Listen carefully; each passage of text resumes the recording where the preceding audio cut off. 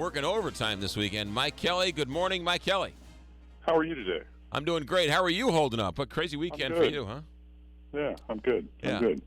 Say what you want about Friday's game. Missouri wins, and that was an exciting bowl game. Well, it was an exciting game. It wasn't a well-played game, but it was an exciting game, particularly in the fourth quarter when both teams, traded the leads on several times. And, at the end of the day, it was about who was going to make a play, and Missouri's offense made a play, and then the defense delivered as well. We talked on Friday. You said that, Franklin was, he had some good plays, had some bad plays. I account that to just rust, not playing in 4, 5, 6 weeks. I think that affects the players more than we think.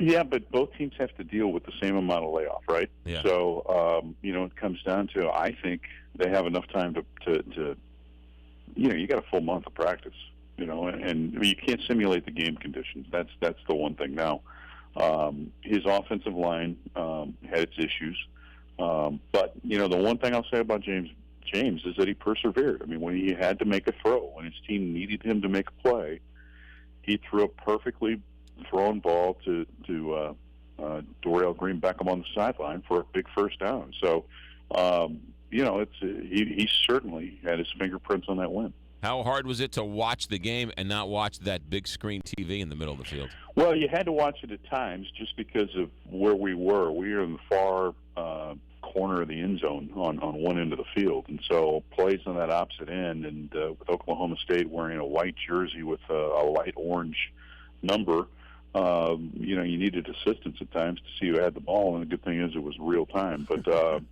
it's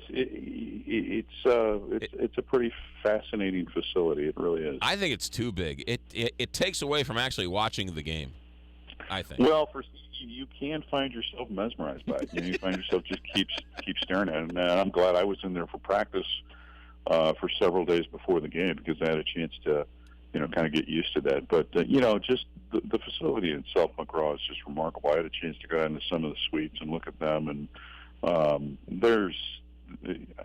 I'd be hard pressed to see if there's anything exactly like this. I mean, it's amazing. It's over the top. As for Missouri, they finished with 12 wins. Yeah, finished 12-2, so tie the record for the most wins by a Missouri team, set by the 07 team, who also won the OA Cotton Bowl. And the other historical note is that Gary Pinkel is now the all-time winningest coach, not only at Missouri with 102 wins, but he's also the all-time winningest coach at Toledo. Oh, how about that? They're poised for next year, right? They don't lose a lot, or do they? Well, you lose some key players, but I think Missouri's got a great base of talent that comes back. I mean, 3 of your offensive linemen, 3 of your top receivers, pending a decision by Henry Josie, potentially all 3 of your running backs. On the defensive side, you bring back quite a number of people up front defensively. So, you lose Michael Sam and Coney Ely, but Shane Ray and Marcus Golden both had, very good seasons this year, return at defensive end, and they have, a couple of really, really good freshman linemen that redshirted this year that you'll get to know next year. So I think they're quite fine, really coming back. And Matty Mock assumed to take over the offense? No, I wouldn't say that. I would not say that. I think it's going to be quite a battle this spring between Matty Mock and Eddie Prinz. Eddie Prinz is a kid from Georgia who's about 6'4.5", 6 feet 5 inches tall, has an amazing arm, and is going to challenge Matty Mock to become the starter next year. I tell you what, Gary Pinkel has got this thing running on all cylinders, doesn't he? Just got to keep winning. That's what it's about, right?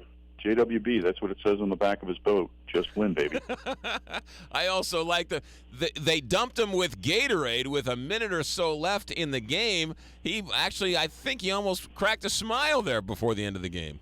Did you see him dance in the locker room after the game? I did see that, actually.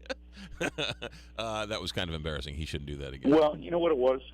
2 things. Mike Gundy has a tendency to do that after every game. Right. Number 1, the Oklahoma State game. Number 2, it shows a very real side of Gary Pinkel's personality that just you saw how that connected with his players, how they reacted to that.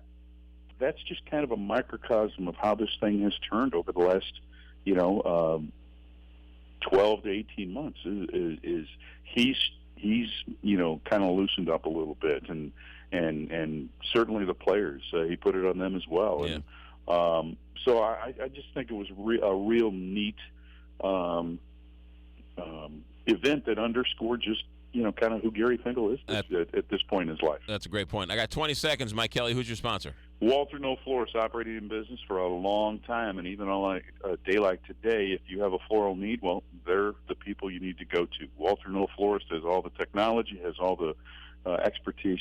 Check them out online, WKF.com. Walter No Florist. They'll become your personal florist. That's Mike Kelly, voice of the Tigers. We'll talk with him on Friday, 9 o'clock, KTRS.